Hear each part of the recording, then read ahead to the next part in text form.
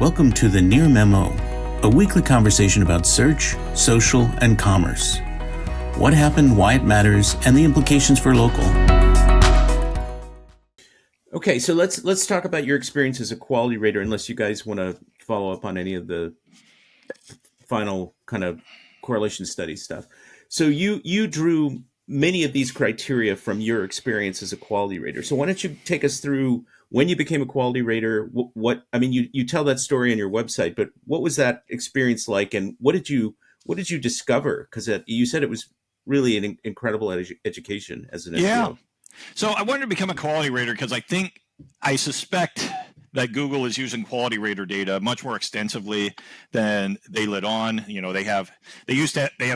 currently have 17,000 quality raters around the world. They're cutting the workforce by 3,500 in April, but that still leaves them something like 14,000 quality raters. And they sort of downplay it if you listen to their public statements. We only use this data to evaluate our algorithm for testing, things like that. I think they're probably using it much more extensively than that. With AI, with machine learning, deep learning, they're undoubtedly feeding some of these example websites that quality raters rate into their deep learning algorithms to reward this, demote that. And I wanted to learn more what that process was like. So I also thought, let's be honest, I thought it'd make a really good story. So I thought I'd become a quality rater and give it a go. I was humbled a little bit because the first time, I signed up, they give you a bunch of tests. I'm like, I've been doing SEO for years. I'm going to pass that. I know I've read the quality raters. I'm going to pass these tests with ease. And I failed. They were really hard.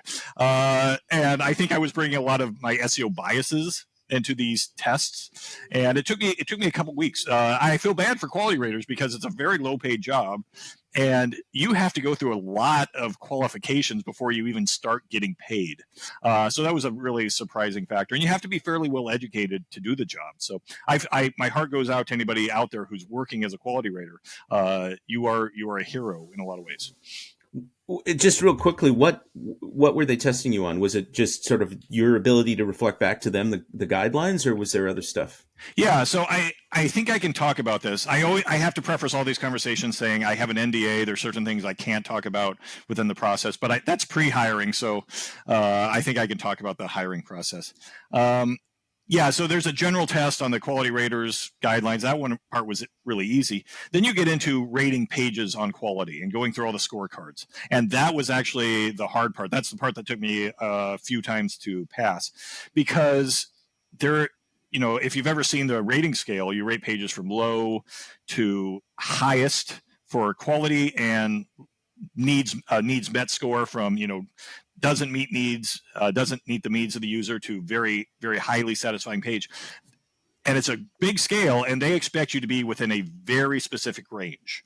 And if you don't, you fail. And that happens even after you get the job. When you're a new rater, if you're scoring way outside the averages, you get a report card saying you're not doing your job right. We expected this page to be this. We expected this page to be that. And that's a challenging part, and very rigorous standards about where everything should fall. You're not mediocre enough. Yeah, not mediocre enough. Exactly. Yeah. When I started the job, I was thinking like an SEO. I would be like, well, this page has keywords, it's Amazon, blah, blah. When I stopped thinking like an SEO and I started thinking like, this is the best example I can think of. You have an elderly parent or grandparent who's not internet savvy, and they come to you and say, I'm buying X. Can I trust this website?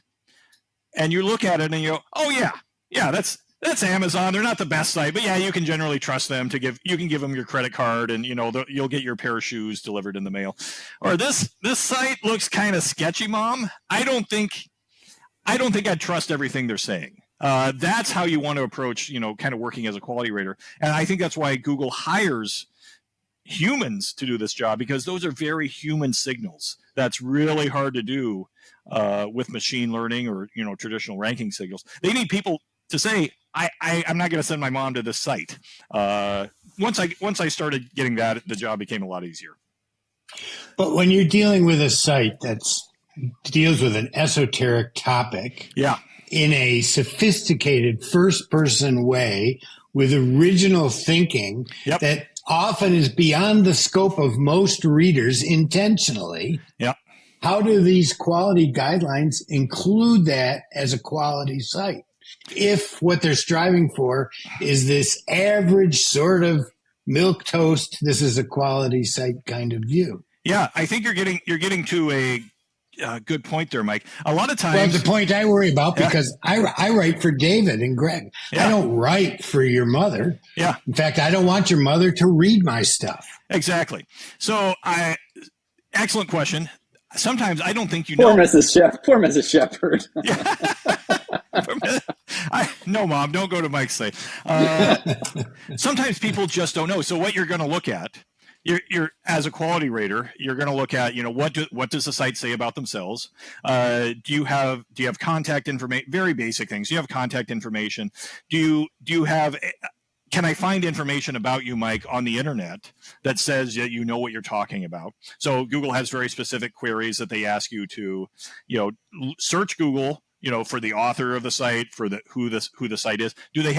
Are other people about them talking about themselves? What does Mike say about himself? Does he have a resume, on his site that tells me why he's an expert? Has he written other articles that I can easily find on this same site or other sites that tell me he knows what he's? I don't have to know about what you're talking about. I just want some evidence that you and other people say you know what you're talking about. If that makes sense. So it's like a version of author rank, not in the sort of Google Plus context, but yeah. Yeah, absolutely. Well, I mean, the picture that emerges. Can you bullshit your friend rank? Yeah. Yeah. You're good enough to convince your friends that you're an expert at this. Yeah. And if you look at, I think quality raters, I think we got to give Google and quality raters a little credit, because if you do this over thousands of sites a day, millions of sites a year, using humans looking at actual sites, your BS detector, kind of does go off and not go off at certain points. And then you feed those examples into machine learning, and it's not a perfect system.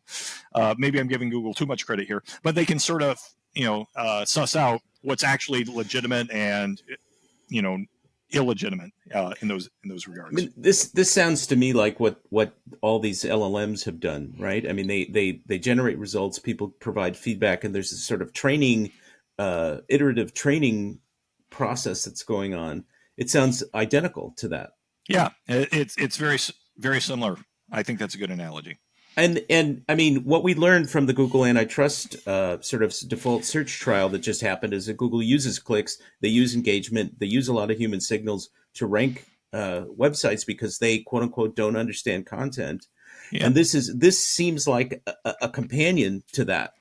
Yeah, absolutely. And you open a door for me that we haven't talked about yet, which is, I did this correlation study. I looked at all these on-page factors, but we have to consider that Google maybe and probably is looking at user interaction data in the helpful content update, seeing if people are clicking on a result, the pogo sticking, bounce rate, whatever you want to call it. Are people satisfied with what they're searching for online? Is it actually helpful? In the trial that you mentioned, Greg, I think it was RankBrain that they testified that they used 13 months of click data for RankBrain. And if they're using months and months of click data for the helpful content update, it may explain why we've seen shockingly few recoveries, because their timeline is working on 6, 7, 13 months of data, and we just haven't seen those sites come back yet. So that's a whole nother door. Yeah. How did David? You want to say something? I said really interesting. I was going to sort of change the subject slightly, if that's okay. Which Cyrus, I'm curious to know, and you may not be able to share this, so we don't want to put you in any kind of legal jeopardy. But how often were you given local intent queries to rate the results? And if you were given local intent queries at all, were you also asked to rate GBP, PAC results, local finder results, or was it exclusively websites, organic websites? So I think I can get into this without getting too specific, but so there's a couple things people don't realize about quality raters, and some of this came out in the trial, so I was happy that I could talk about it. So quality raters, when they're given a query, they're given 3 pieces of information, or 4 sometimes. They're given the search term. They're giving a pack of results. Sometimes it's an A pack and a B pack. They're given a user location. So sometimes the user location is relevant, like if you're looking for something, a local furniture business or whatever. Sometimes it's totally irrelevant. So it doesn't matter. And then the fourth thing that a lot of people don't realize, all radar tasks take place on a mobile phone. So you're on your desktop computer, but you got your phone at your side and you're going through, and there's some technology involved there, how they do that. But so everything, I think if more people realize that sites were being rated on mobile, they might pay a little more attention to that experience. All right, so that's the first part of the answer. The second part is, most of the time, they're not looking at very specific local pack results, but it does happen occasionally. Working as a quality rater, you realize the randomness of the internet because these queries are just so random. Most of the time, they're looking at actual websites, but occasionally there are local pack queries in there. But most of the time, it's more general national results for what it's worth. Yep. I don't know why that is, but that's been my experience. Super interesting. I think the mobile phone thing is like, yeah, that's a kind of a revelation. I keep emphasizing this to my clients as well, and to our near media clients. I mean, we run a 50% mobile and desktop user research for that exact reason. And yeah, the behavior is very different on mobile phones. And sure that's what Google is rating you on. You really should get away from your desktop or set up a sort of responsive browser that's the width of an iPhone for all of your work. Yeah. So, you said you were given the queries, right, in your assignment. Just to the extent that you can characterize any of this, are they simple? Are they lengthy? Is it all over the place? It is all over the place. Like I said, it's the randomness of the internet. You get queries that are misspelled, that you don't understand what they mean. And, generally the first thing you do is you take the query and you type it into Google itself, in a separate window, just to figure out what are people looking for when they type this query, and what does Google think is a good result today? What satisfies that query? Then you sort of have an understanding of user intent, and then you start to dissect the results that they give you. Yeah. Do they give you a time limit for each of these evaluations? Are you supposed to spend no more than 10 minutes, no more than 5 minutes, or is it just at your discretion entirely? Yeah, I've often wondered that, because sometimes the tasks take a long time, especially when you have 10 results to look at. You're supposed to doing author, investigation, that kind of stuff. You're supposed to look at the reputation of every site, poke around, especially if it's a query where there's a lot of fact checking, because, if you don't, Mike came up with an esoteric example earlier. If you don't understand the subject, they sort of indicate that you should do some research, verify that the information that they give you is correct. And maybe you do that. Maybe you kind of it looks correct. But generally, I think 10 minutes is a good time. But to my knowledge, they do not care how long it takes you. On that point, what about healthcare? Right, healthcare is a YMYL subject. Yeah. It's something that almost none of the quality raters, unless you're a doctor or a specialist in some field, are going to have any insight into. So what you're looking at are a bunch of websites. I mean, how do you do that evaluation in that kind of context? Yeah, and so that's one thing that I think a lot of people aren't aware. Google talks about EAT a lot. One of the first things a quality rater is going to do is, and this is in the quality rater guidelines, is they're going to answer, is this your money or your life? Surprisingly to me, though, going through, Google is very strict about those definitions, and that does. I think a lot of people think if this is a financial transaction, then it's your money or your life. Not necessarily. There's a huge difference between buying a toothbrush on Amazon versus buying a car. And Google classifies that as risk or harm. I'm not going to be harmed that much if I buy the wrong toothbrush. So that page may not need a lot of, EAT, EEAT. So you have to, the same with health. If it's a page about, my hangnails, or treating a wart on my foot, I'm not going to be harmed if the information isn't, perfectly up to date expertise. But if it's about cancer or something like that, I'm probably going to do a lot more research into that, and I'm probably as a quality rater, I'm probably going to look into those health claims a little bit more and see if they're verifiable, and go into it like that. So the evidence needs to match the harm potential of the query. If that makes Although sense. with healthcare, it seems like Google has solved this problem by picking 10 sites they're going to show, and that's Mayo the Clinic, answer. Cleveland Clinic, Healthline. It's like you can just go down the list. Every result, and they all have the same information. Well, and if you vary from that information, try to present something new or the latest evidence, you might be on page 2. Don't go outside that middle ground that all the raters are trying to. On that point, interestingly, on that point, Glenn Alsop had this kind of post about the 16 companies that are the dominant content publishers, and Ziff Davis, I guess, publishes the Mayo Clinic site. I didn't realize that, if I remember that correctly. I didn't either. But yes, that showed up in that report for sure. Yeah, and Mayo Clinic was one of the sites that was dominating certain kinds of results. I mean, it was really kind of. Let me ask you about this, because this was really kind of not shocking exactly, but something approaching that for me.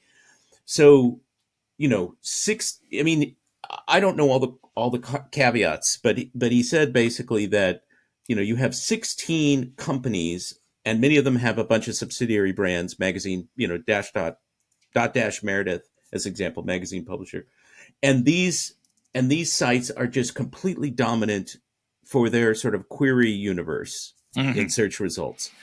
How might the quality raters figure into that? Do you think that that's to some degree a function of the quality rater guidelines or the way people are trained in any way, or do you think it's completely independent of that? Yeah, that's an excellent question. And if anybody's curious, we're talking about a study published by Viper Chill, Glenn Alsop, who does a lot of these big research studies. Thank you. So there's 2 points I'd like to say there. One is so these e-queries, I think there's a bias. And this is a very human bias.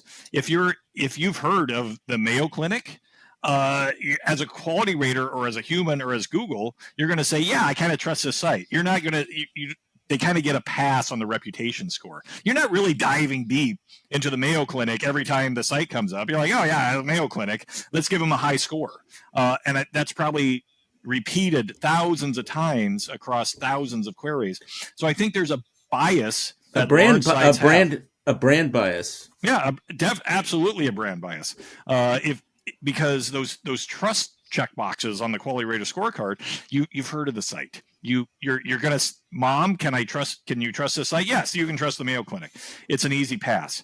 And I think that gets fed in algorithmically too. But the second point that I was going to try to make, I lost my train of thought there. It was really important. Now it's gone. The second point I want to make earlier, Google is talking about, we want personal experience. We want expertise. We want unique, your unique value, your unique vision. We also want every result to look exactly the same. Don't deviate from any of that. You better be a doctor with unique experience, but you better answer the same as every other site in this result, or we're going to demote you.